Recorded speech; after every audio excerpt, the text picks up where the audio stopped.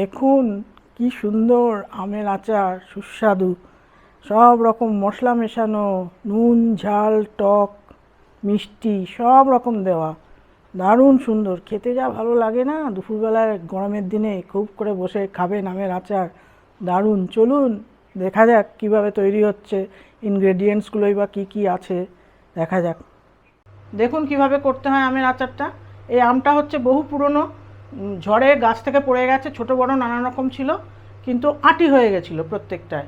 তা আমি বাইরে গেছিলাম দেখে আমগুলোকে ফ্রিজের মধ্যে একটা বাঁশ কাগজের মধ্যে রেখে প্যাকেটের মধ্যে ভরে রেখে গেছিলাম। তারপর এসে এটাকে কেটেছি, কেটে একটু হলুদ নুন এখন দিলাম, এমনি শুকিয়েছি একটু দুদিন, এমনি শুকিয়ে এখন এবার আচারটা আপনাকে করে দেখাবো আপনারা দেখতে থাকুন। প্রথমে কড়াতে একটু সর্ষের তেল দিয়ে দিলাম, সর্ষের তেল দিয়ে একটু পাঁচফোড়ন দিয়ে দিয়েছি, খুব বেশি দিতে হবে না, এরকম দিয়ে এবার গ্যাসটা অন করে দিচ্ছি। তারপর কি কি ইনগ্রেডিয়েন্টস লাগবে ততক্ষণে দেখে নিন একটু ছোট্ট করে। এখানে গুড়, এই গুড় কিনতে পাওয়া যায়, এই গুড় নিয়ে এসেছি। এই যে একটু শুকনো লঙ্কা ভেজে রেখে দিয়েছি, এটাকে বাটতে হবে, মানে গুঁড়ো করতে হবে। তার মধ্যে থাকবে ধনেটাকেও ভেজে রেখে দিয়েছি, মেথি এটাকেও ভেজে রেখেছি, অল্প পরিমাণ মেথি দিতে হবে। তার মধ্যে জিরে এটাও ভেজে রেখেছি, মৌরি এটাও ভেজে রেখেছি, একটু চিনি লাগবে, একটু নুন লাগবে, একটু গরম মশলাও ভেজে রেখেছি। গরম মশলা মানে দারচিনি আর লবঙ্গ, এই দুটোই দেবো। একটু গরম হয়ে গেলে আমগুলোকে ছেড়ে দেবো। অনেক দিনকার আম তো, এই জন্য একটু বুঝে শুনে করতে হবে, বেশি ভাজাভাজি করা যাবে না, অল্প ভেজে। নানান রকম স্টাইলে কেটেছি না, ওই জন্য যেখান থেকে যেরকমভাবে পেরেছি কেটে নিয়েছি, নষ্ট করিনি। এর মধ্যে একটু নুন দিয়ে দেবো প্রথমে,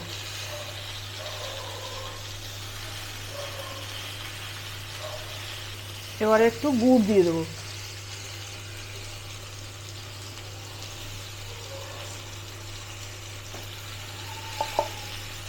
গুড়ের সঙ্গে সামান্য একটু চিনি দিয়ে দেবো।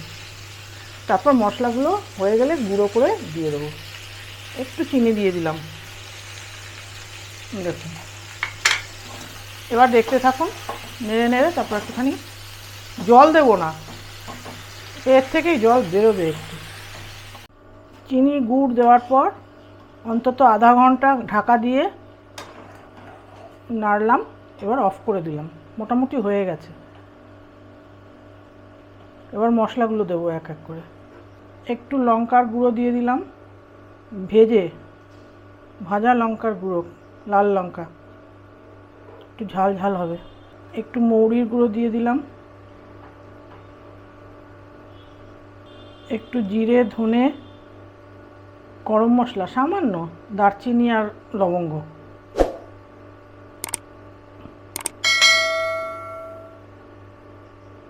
সামান্য একটু মেথি দিয়ে দিলাম, মেথিতে আবার তেতো হওয়ার ভয় থাকে। সব ভাজা করে গুঁড়ো করা। এবারকে নাড়িয়ে দিলাম,